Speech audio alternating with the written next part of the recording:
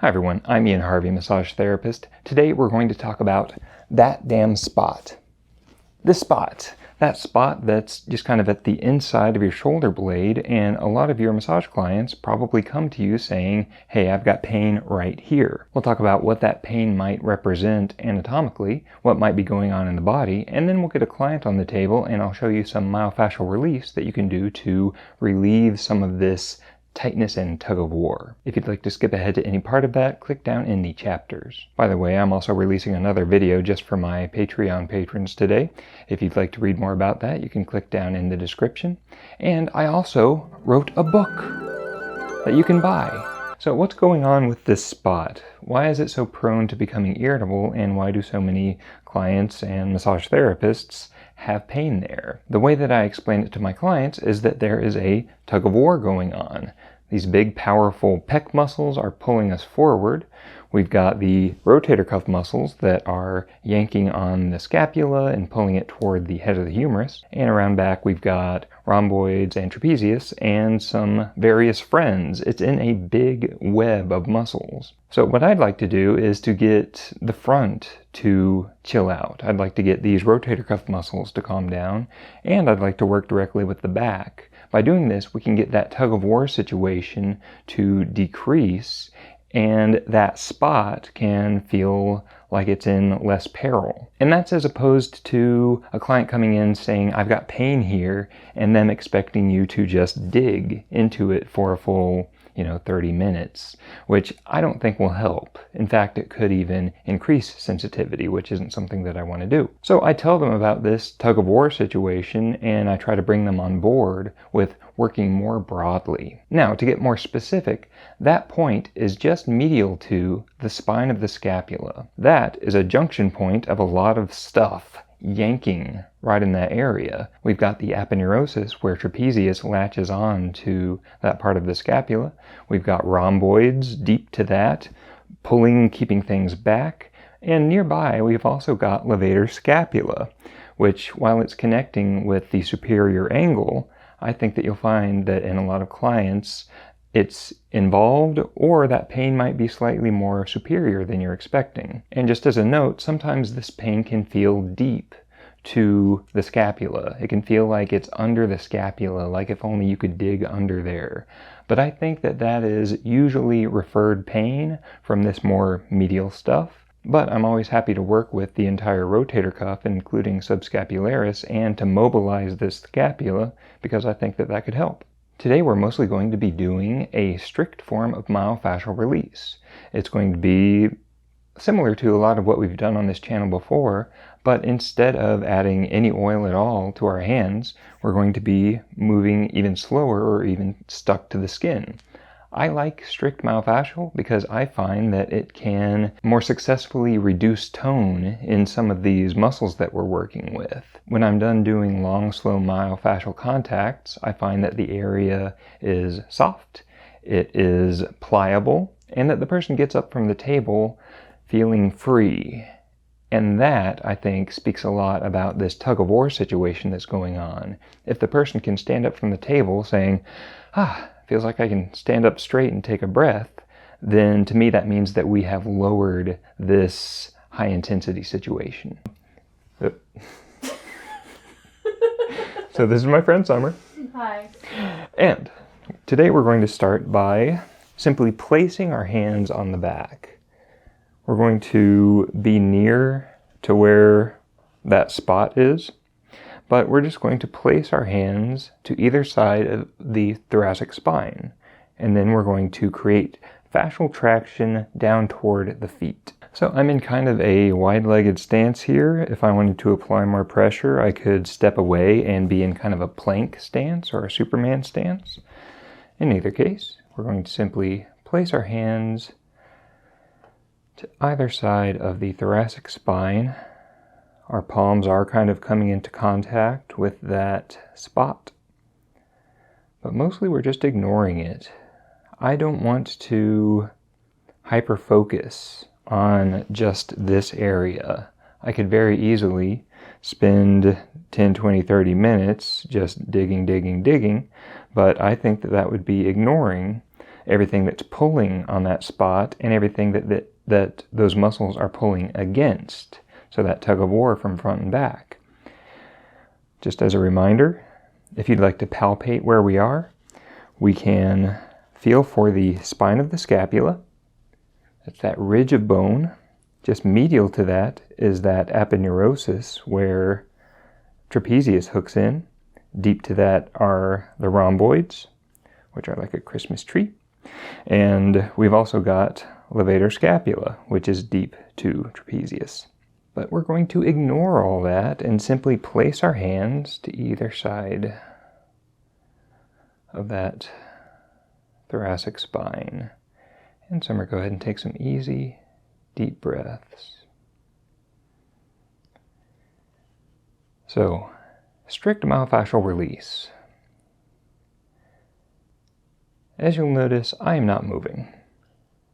You can do, in my opinion, perfectly good myofascial release that involves movement or even a little bit of oil in its purest form, the kind that I learned initially. You place your hands, you create fascial traction. So I'm pulling the skin, that superficial fascia, I'm pressing it down toward her feet. And my arms are at a 45-degree angle. And then you wait. Something that you might feel as you apply your hands and create that fascial traction are some changes under your hands. You might feel an increase of warmth. You might feel the tissue grow softer. You might feel a change in the consistency, the texture of the skin itself. And if you ask me, these all count as release. If you don't feel any of that stuff, and the person gets up feeling better, then you've done perfectly good myofascial release.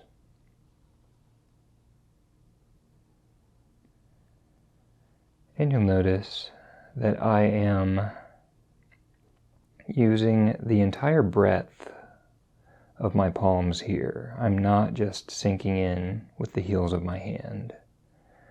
That could feel a little bit sharp versus what I'm doing here, which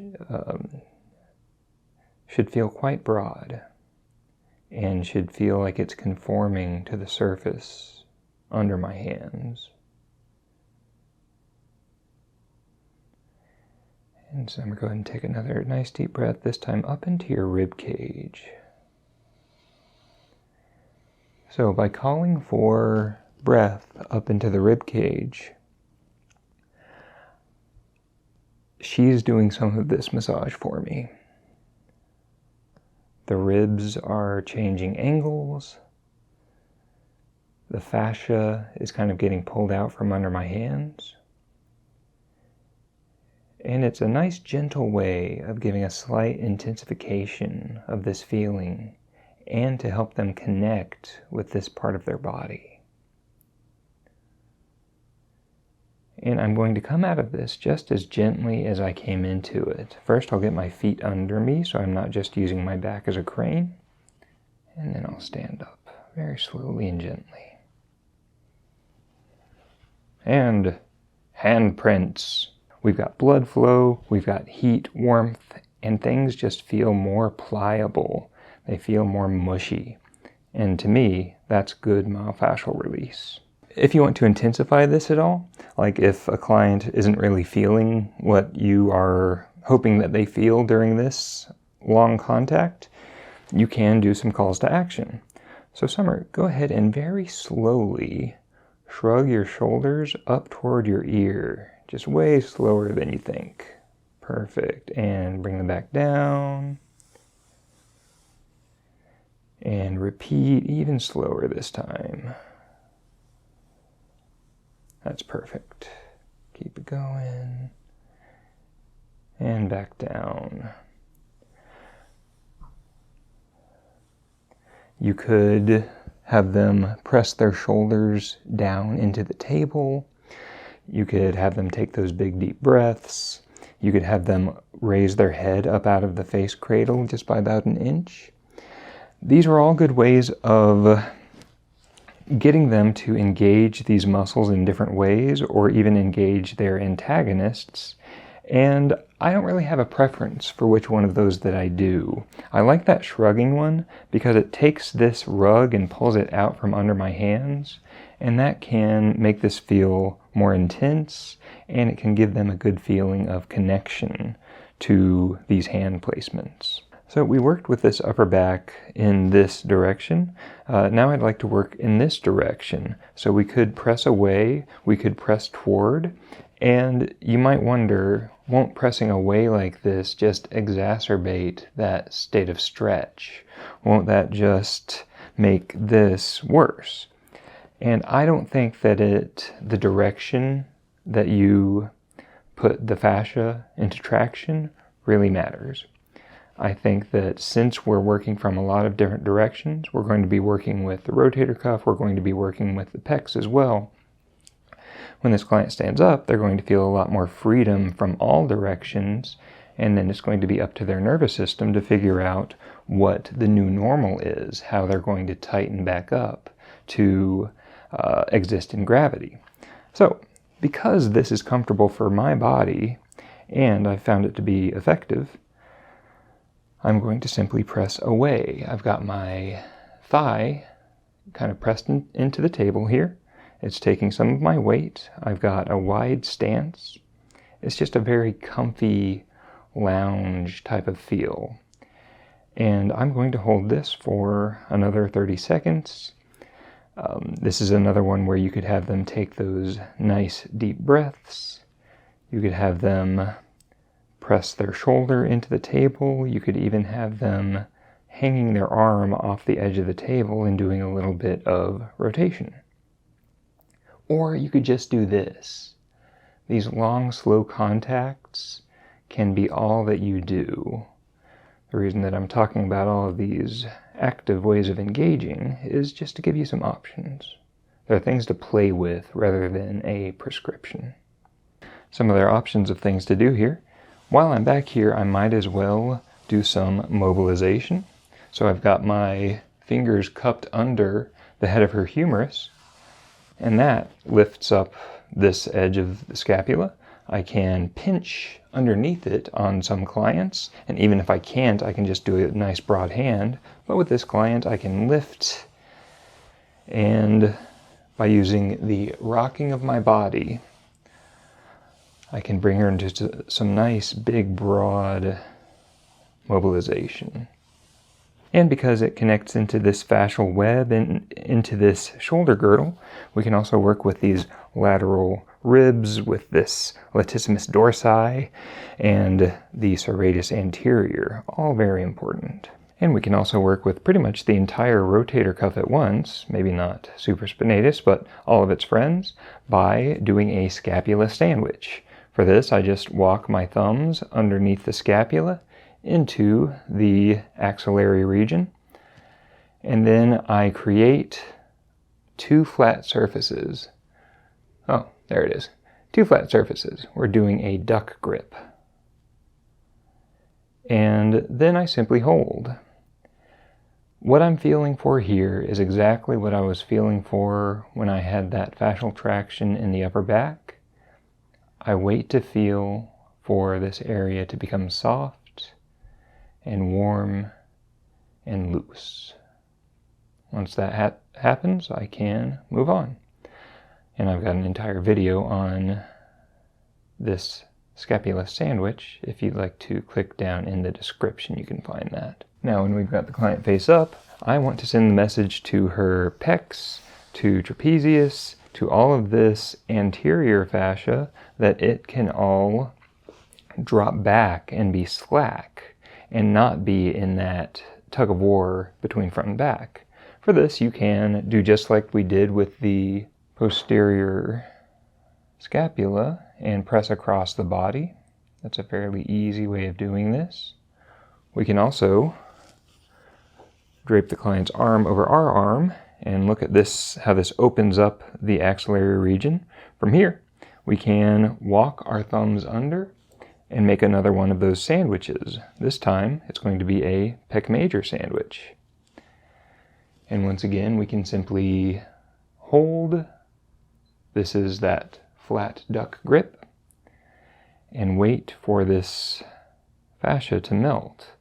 But because we've got the arm cradled like this, just by rocking our own bodies, we can bring the arm into a very gentle internal and external rotation. We can do a little bit of mobilization just by leaning forward and back. And we can make this a little more intense for clients who are interested in such a thing by bringing the arm into external rotation, putting that on my other inner elbow. And make sure to do a compression more laterally. As we get further out this way, we're getting toward the pectoralis major tendon, which tends to like some more direct pressure. So we've worked with pec major, and as we were doing that, we were kind of making some incidental contact with pec minor, but we can also work with it more directly. First, find the coracoid process, follow the area just south of the clavicle outward. You're going to hit a roadblock, and if you outline it with your fingers, you'll feel that it's a knob of bone. This is the coracoid process, a projection of the scapula. And if we press toward her lower sternum, we're going to be following the course of pectoralis minor. We're grabbing that fascia, taking it for a ride toward the lower sternum. And then I simply wait. This is another one where this is all you need to do, and these fingers aren't doing anything, they're just staying out of the way. This is all that you need to do. There doesn't need to be anything fancy here. If I just spent 30 seconds here, I could invite my client to take some slightly deeper breaths. Pectoralis minor is a muscle that assists with inspiration, especially forceful inspiration. So that can cause this to engage and then disengage, which is really nice. But I'll just wait a good 30 seconds. And under my fingers, I can feel it growing softer. Every breath helps. You'll notice that I'm using my finger pads. Rather than being sharp with this, I'm using 4 fingers together so that it creates a broad surface. There's no need for pec minor work to be confrontational. It doesn't need to be sharp or painful at all. And I'm going to come out of this just as gently as I went in. This is another one where pretty much any movement with the shoulder while I have this fascia engaged is going to intensify this feeling, which might be something that you want to play with certain clients. And the last thing that I'm going to show you is something that's actually very difficult to show on video. And so I'm just going to kind of pantomime it, and that is walking under the scapula. I'm going to walk to the far side of the scapula, so I'm going to find that medial border, and then I'm going to hook and pull. I'm going to do this by walking, and then by leaning my own body back. That looks like this. I am bullying her shoulder up and out of the way. I am not being subtle about this. In fact, you can be very unsubtle about this, and I promise it will feel good. And then I'm going to press both fingers up toward the ceiling, both sets of fingers, and then I'm simply going to lean back. That's going to hook that area just medial to the spine of the scapula. It's going to hook the area, that medial border of the scapula, and it's going to mobilize everything outward. This can be a good way of directly targeting that damn spot. I do like to work broadly. I do like to work with everything involved in this tug of war. But I don't want to ignore that spot just because I know better. I do want the client to feel as if I feel their pain and know exactly what they're going through. And this is a perfectly good way of working with this. In fact, it can be a very gentle way of working with this spot as opposed to digging, which can be irritating. This is just a hold with a little bit of built-in mobilization just from having this upper back lifted off the table. You can even make this two-sided by placing a comforting mother hand on the front, working with that pectoralis major fascia,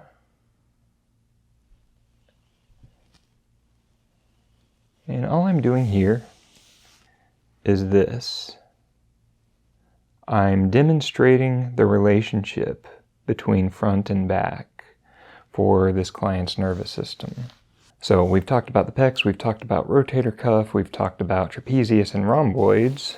Just realize that all of this stuff is connected. There's no great reason for me to work with deltoids, but it's connected. It's part of this fascial web, so I might as well. As I work with deltoids, my fingers can work with pectoralis major and minor.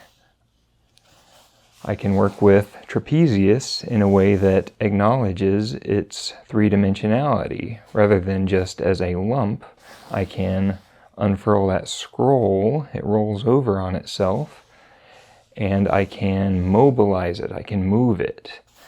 All of this movement, all of this raising and two-sided contact, these are all ways of talking to the nervous system and letting it know that this entire web doesn't need to stay quite so tight. So that's how I work with that damn spot, and something that I would like to admit to you at the end of the video is that this is something that I struggle with myself.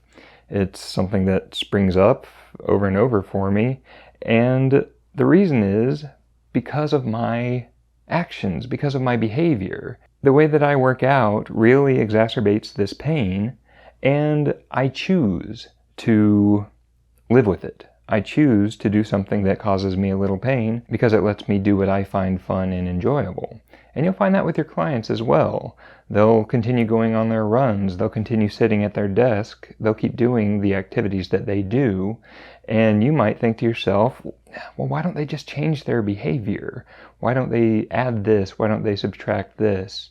But people still want to live their lives. And what we can do as massage therapists with that 1 hour per week or per 2 weeks or per month is to help push back against all of the other hours in the week. We won't necessarily win. Nothing that I showed you today in this video will produce miracles. People will get up from the table feeling better and freer. Their pain levels will reduce. Hopefully they'll have less frequency of this feeling, but I doubt that it will just magically poof away because they'll keep doing what they do. And so I would like you to offer your clients some grace there, that it's okay for them to live their lives and to, have some pain because of it. And I'd like you to offer that same grace to yourself, that, you aren't completely pain-free if you're anything like me, and that's okay. Pain is part of the human experience. But as people with plenty of experience with it, we can reduce the frequency, intensity, and duration, and that's a pretty cool thing. All right, that's all I've got for you today. Leave me some questions and comments down in the comments section. Consider subscribing, think about my book, and I'll see you next time.